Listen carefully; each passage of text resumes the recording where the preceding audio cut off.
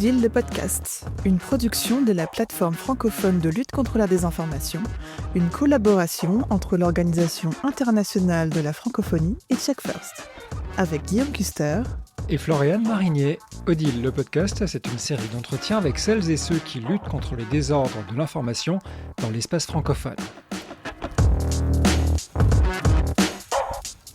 Bonjour et bienvenue dans Odile le podcast, un épisode qui s'intéressera aujourd'hui au rôle des langues locales dans la lutte contre les désordres de l'information à la radio et ailleurs.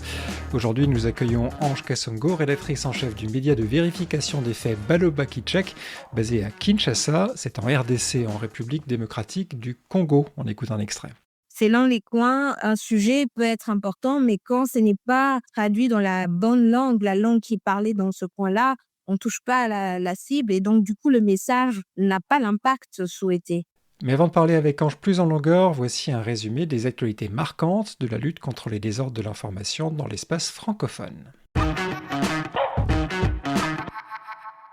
Alors, ces mois-ci, on a accueilli 3 nouvelles initiatives de lutte contre les désordres de l'information dans notre annuaire.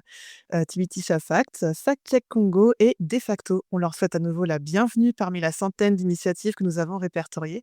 Et si vous voulez en faire partie vous aussi, rendez-vous sur odile.org.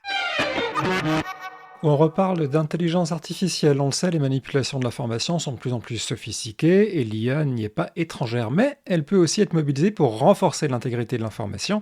C'est le sujet d'une table ronde qui a été organisée par l'Organisation internationale de la francophonie qui s'est tenue à Bruxelles le 6 mai. Et si vous n'avez pas pu y assister, vous avez de la chance, la rediffusion est disponible sur YouTube, le lien est dans les notes d'épisode. On poursuit avec un constat inquiétant de Reporters sans frontières. Dans le monde entier, la liberté de la presse se dégrade. Selon le dernier classement de l'ONG, les journalistes subissent de mauvaises conditions de travail dans 50% des pays. En cause, les pressions économiques sur les médias qui ont des conséquences directes sur leur indépendance. Un dernier rappel pour soumettre votre dossier. Vous avez jusqu'au 31 mai pour déposer votre candidature à l'appel à projet de jumelage entre initiatives francophones de lutte contre les désordres de l'information, un projet de l'Organisation internationale de la francophonie. Toutes les modalités sont à retrouver sur notre site odile.org. Et si vous voulez voir concrètement à quoi ressemblait l'un des projets gagnants, on vous conseille aussi de lire notre article sur les précédents lauréats à retrouver dans les notes d'épisode et sur odile.org. Bonjour Ange Kasongo. Bonjour Floriane. Alors avant d'entrer dans le vif du sujet, on va juste vous demander ce que fait Baloba Check en langue locale. Quelles sont vos productions en langue locale? Alors Baloba Check, qui est d'ailleurs un mélange du lingala, qui est l'une des 4 langues nationales parlées en République démocratique du Congo, et a donc déjà un penchant très local. En fait, l'idée, c'est de pouvoir parler à la communauté directement. Et qui dit communauté congolaise, c'est d'abord nos 4 langues nationales, le lingala, le swahili, le kikongo et le tshioba, qui regroupent en fait les 4 principales zones du pays. Et le français vient après parce que c'est la langue officielle en fait. Et on est certes le plus grand pays de la francophonie en termes de population, mais le taux d'analphabétisation au pays reste quand même assez élevé. Et donc, Baloba Check veut de parler à la communauté dans ces langues locales et on fait beaucoup de podcasts. On produit des podcasts qui sont ensuite traduits dans les 4 langues nationales par des radios partenaires qui sont donc répartis dans les 4 zones du pays. Oui, donc on le comprend, hein, le français, c'est une langue qui est parlée par à peu près la moitié de la population, je crois, en RDC, oui, comprise. Et on voit bien l'importance de produire d'abord à destination des différentes langues qui sont parlées dans cet énorme pays, avec forcément des zones où on ne parle pas les mêmes langues. Quel est votre processus de production? Parce que vous disiez, les podcasts sont produits, puis traduits par les radios partenaires, c'est-à-dire que vous les produisez dans quelle langue originellement? On les produit en français et en lingala. Et ensuite, les radios communautaires les traduisent en swahili, en kikongo et en tsholoba. Mais le processus reste, on va dire la méthodologie de travail, c'est la même que lorsqu'on écrit un fact-check. En fait, nos podcasts sont avant tout des articles de fact-check qui sont rédigés, par l'équipe et ensuite, selon surtout l'impact et la viralité du du message, de la fake news, à quel niveau ça impacte la communauté. On identifie, on choisit de traduire dans les langues locales, selon la viralité. Après, comme on est en contact aussi avec les radios partenaires, heu, ils peuvent aussi les journalistes des radios partenaires nous font remonter aussi des affirmations qui circulent dans la communauté et ça aussi, ça nous permet de partir d'un fact-check en partant par exemple d'affirmations douteuses, qui ont été signalées par les radios partenaires. Donc vous nous disiez effectivement que, vous diffusiez, vos podcasts et vos fact-checking, via les radios, partenaires en langue locale. Est-ce que vous les diffusez uniquement via les radios ou aussi par internet?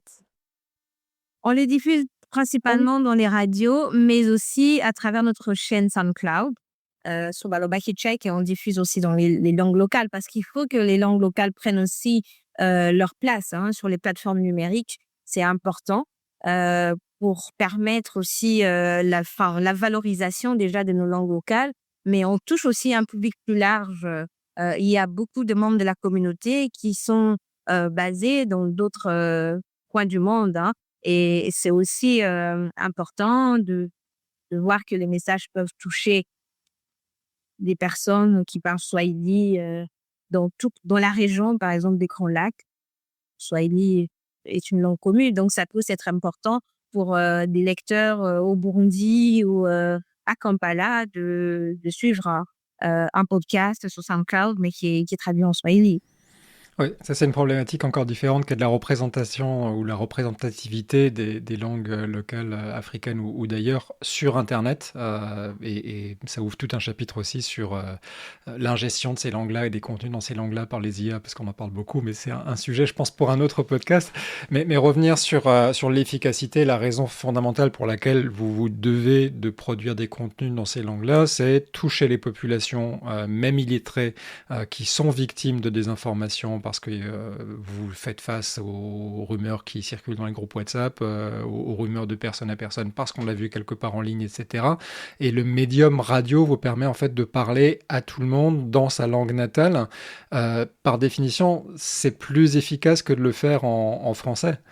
Dans une certaine mesure, oui. Parce que, quand on parle en français, on sait à qui on s'adresse. Ça dépend de la cible aussi.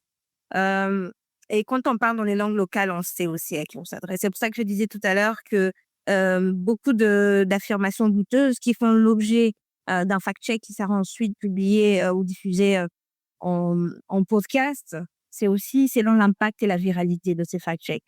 Parfois, nous, depuis Kinshasa, qui est la capitale, donc siège des institutions, on peut considérer que certains sujets sont, moyennement importants, mais un correspondant qui est à Butembo va être en mesure de nous dire: «Ah non, non, non, ces sujets, c'est hyper important en ce moment dans la communauté parce que ça peut être à la base des tensions ethniques, et cetera».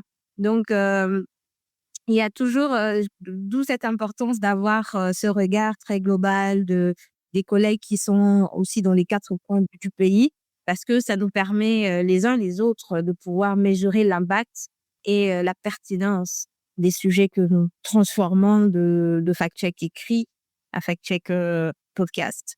Heu, mais aussi parce que selon les coins, un sujet peut être important, mais quand ce n'est pas traduit dans la bonne langue, la langue qui est parlée dans ce coin-là, on touche pas à la cible et donc du coup, le message n'a pas l'impact souhaité. Parce que finalement, pourquoi on le fait? Ce n'est pas seulement pour, valoriser notre façon de travailler, notre, méthodologie, démontrer notre rigueur, mais être sûr que cette information de qualité parvient à toucher la communauté et sauver des vies, et éclairer l'opinion pour, pouvoir être en mesure de faire prendre des bonnes décisions. Vous parliez effectivement, de tous vos journalistes qui sont dispatchés un peu aux 4 coins, de la RDC pour bien couvrir, tous les sujets, de désinformation et pour, atteindre au mieux, les personnes concernées. Est-ce que vous vous appuyez aussi sur, des influenceurs locaux, de quelle manière? Toujours pour, lutter contre la désinformation en langue locale. Alors c'est vrai que les influenceurs sont des acteurs qui ont pris beaucoup de place depuis un moment sur les réseaux sociaux, partout d'ailleurs. Hem, mais nous essayons de thématiser, enfin de catégoriser les influenceurs selon les thématiques qui font l'objet de leur, production de contenu et nous avons identifié quelques-uns, que nous avons essayé de faire, intégrer en fait. Nous avons lancé, heu, une plateforme qui s'appelle le collectif de fact-checkers de la RDC. En fait, c'est parce que certains profils ne sont pas forcément des journalistes, ce sont donc des influenceurs, mais qui ont suivi et qui sont intéressés par la vérification de faits et et être dans le collectif nous permet justement de pouvoir se rassurer que les influenceurs sont des alliés, qui peuvent nous aider à faire passer les messages dans la communauté.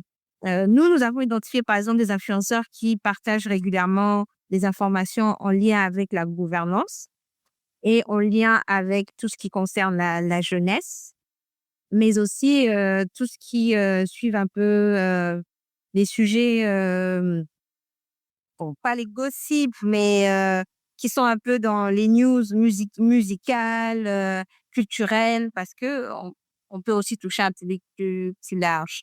Donc c'est encore nouveau chez nous parce qu'on a eu du temps, avant de décider vraiment de considérer les influenceurs comme des alliés. Parce que derrière les influenceurs, il y a aussi beaucoup d'intérêts, politiques que l'on ne gère pas, que l'on ne maîtrise pas.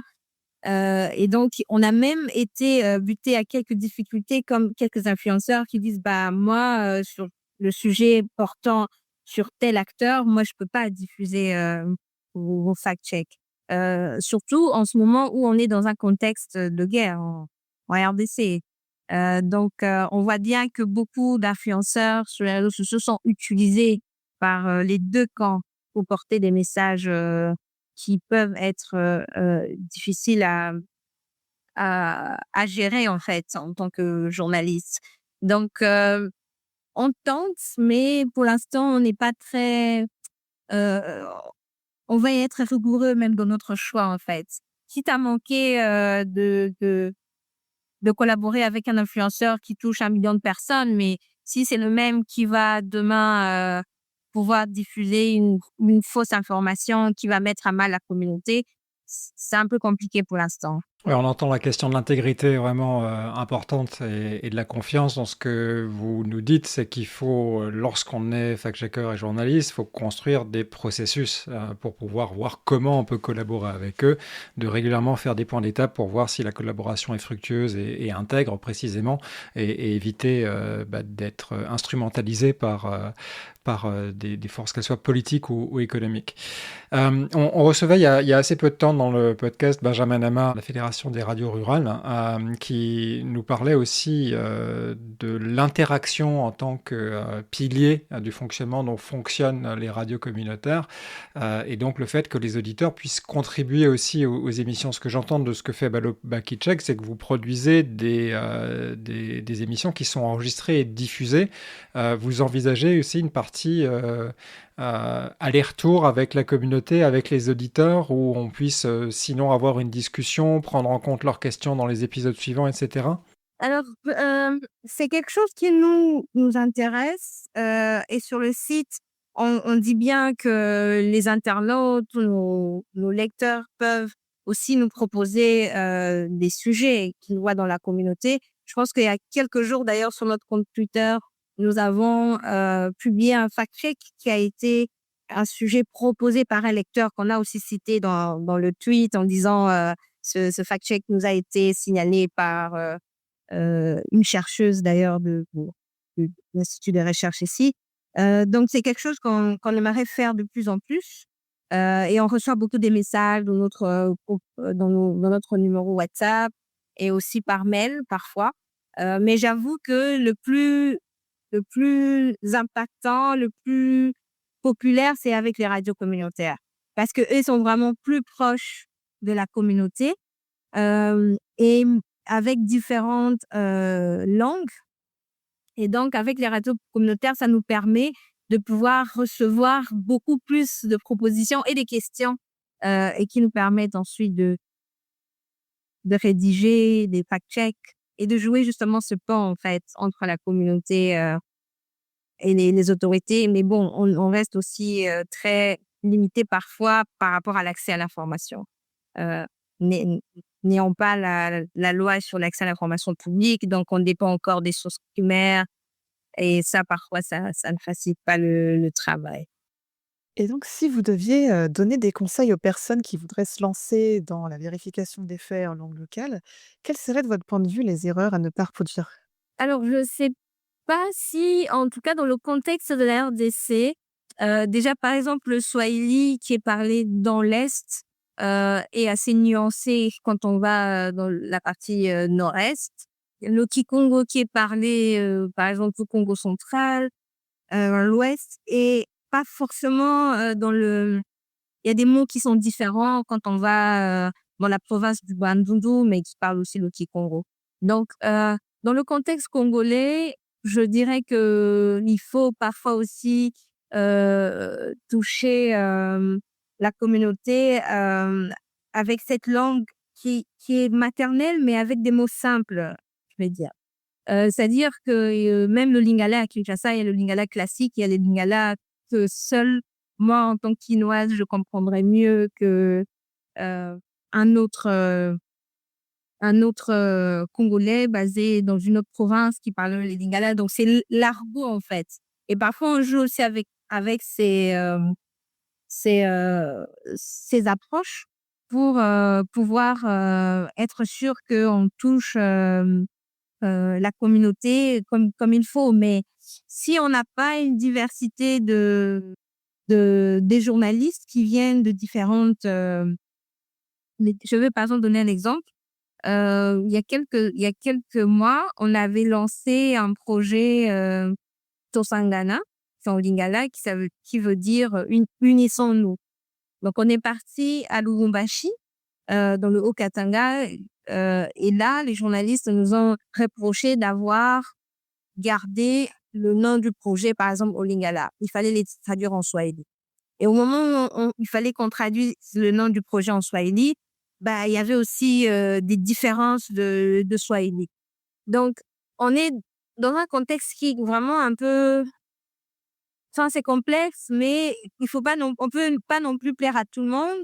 Hem, mais au moins se rassurer que le lingala que je parle, les Quinois qui habitent Kinshasa vont me comprendre, mais aussi ceux qui sont, à Lubumbashi, dont le lingala n'est pas forcément leur langue nationale, seront quand même en mesure de comprendre le message que l'on veut faire passer. Je ne sais pas si j'ai vraiment bien répondu à la question, mais ce que j'essaie de dire, c'est qu'on a 4 langues nationales et plus de 200 dialectes, mais qui ces dialectes se retrouvent un peu, les 4 langues nationales sont comme les dénominateurs communs de chaque dialecte.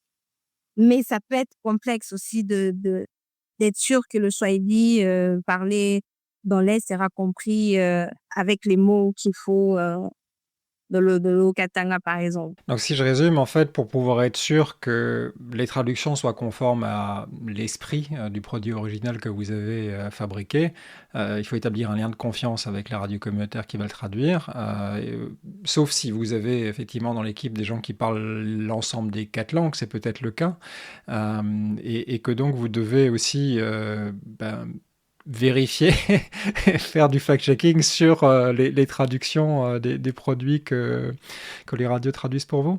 Alors les radios, déjà à la base sont identifiées suivant les langues, qu'elles parlent, qu'elles véhiculent, hem et puis aussi liées à justement la confiance dont vous parlez. Parce que Les radios communautaires sont apolitiques et c'est ça qui est plus principal pour nous et pas de travailler avec les radios commerciales. C'est d'ailleurs ça aussi un peu le point en commun qui fait qu'on se méfie un peu des influenceurs parce qu'il y a cette partie commerciale qui est difficile à suivre.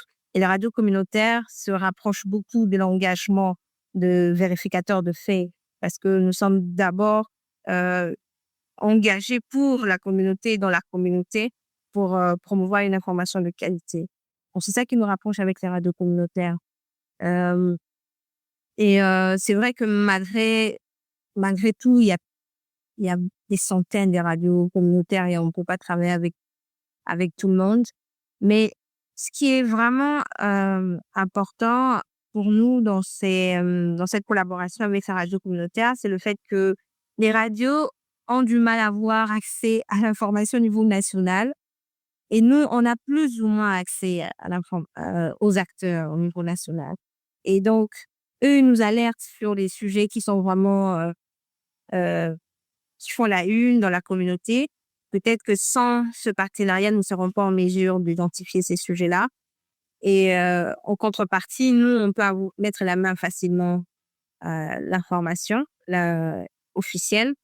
Et ça permet aussi, de leur côté, de pouvoir gérer les tensions que certaines informations peuvent créer. Ouais, c'est la question que j'allais vous poser, en fait. C'est ce côté, ça fonctionne dans les deux sens. Vous avez des relais locaux grâce à ça qui vont aller informer votre travail, y compris dans d'autres médiums que le podcast. Vous allez pouvoir recueillir des informations qui informent aussi votre travail pour la production à portée nationale d'articles, par exemple, et d'autres productions. Alors ça, on n'a pas encore commencé à le faire. C'est-à-dire la rédaction de fact-check dans les langues locales. Ça serait intéressant. Pourquoi pas même les résumés des fact-checks. Je pense que ça serait important. Surtout que nous, on utilise beaucoup les groupes WhatsApp. Et c'est l'une de nos forces d'ailleurs parce que les groupes WhatsApp sont transversales. Ça va de l'Est à l'Ouest, du centre, tout ça. On touche une communauté vraiment plus large, mais parfois aussi des acteurs directs, les élus et et aussi les personnes âgées aussi dans les groupes WhatsApp. Et donc ça, c'est pour nous la prochaine étape de pouvoir résumer nos fact-checks en langue locale. Je pense que ça aurait un impact aussi plus fort qu'avec les podcasts, même si je persiste à penser que les podcasts sont très efficaces dans la mesure où nous, on parle d'une communication quand même orale, hein, avant d'être dans la communication écrite. Donc on a parlé, de beaucoup de choses, de podcasts, d'émissions de radio, de groupes WhatsApp et peut-être, un jour de production écrite, sur, votre site et sur vos réseaux sociaux. Mais finalement, selon vous, quels sont les meilleurs vecteurs de diffusion pour, la lutte contre la désinformation, en langue locale? Les radios communautaires. Franchement, je pense que Radio Soleil ou Radio Bandundu FM qui pourra suivre ce podcast ne comprendra pas si je ne mentionne pas la pertinence de cette coopération et de ce partenariat avec eux. Et ce n'est pas seulement parce que je pense, mais c'est parce que la radio est un média de masse et c'est le plus écouté, en fait, le plus utilisé en RDC. Vous savez, Internet n'est pas du tout présent dans plusieurs zones du pays. Et donc, la maman ou le papa qui va faire l'agriculture, qui va dans le fin fond entre Butembo et Beni dans le nord Kivu, va écouter la radio pour être informé de l'avancée des rebelles, va écouter la radio pour se rassurer que à 50 kilomètres devant, il ne sera pas pris à partie. C'est la radio. Et je pense que pour nous, c'est vraiment un partenariat efficace, pour avoir fait le tour du pays, sincèrement. Je pense vraiment que la radio nous aide énormément. Même si on parle de WhatsApp, c'est vrai que WhatsApp est aussi populaire à cause de l'accessibilité. C'est moins difficile à utiliser que Facebook, hein. Même ma mère qui a 70 ans, elle va utiliser mieux WhatsApp en note vocale aussi qu'écrire. Euh, mais aussi parce que ça coûte pas très cher en fait. Et donc du coup, on sait que même en utilisant WhatsApp, on touche peut-être des leaders communautaires, on touche des leaders communautaires qui seront aussi des relais dans la communauté parce qu'ils sont écoutés, parce que leur voix porte. On touche les élus, on touche différentes ONG, mais peut-être qu'on va pas toucher la grand-mère qui est seule dans sa case, on va pas toucher euh, le jeune de 18 ans qui commence à peine à utiliser WhatsApp, mais qui n'est pas dans différents groupes. Donc, WhatsApp vient en deuxième, mais en première, c'est vraiment la radio.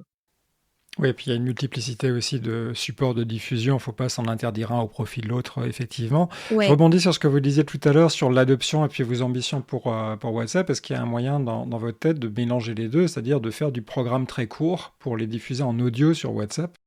Oui, oui. Et effectivement, c'est un peu, c'est l'idée de faire vraiment les résumés de fact-check, en fait. Et ça aiderait beaucoup de- d'internautes, je pense, ou des lecteurs de Balobaki.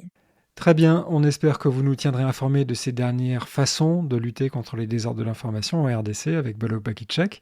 Merci beaucoup d'avoir été avec nous pour ce podcast Ange Kasongo. Merci. Merci Ange. Merci beaucoup.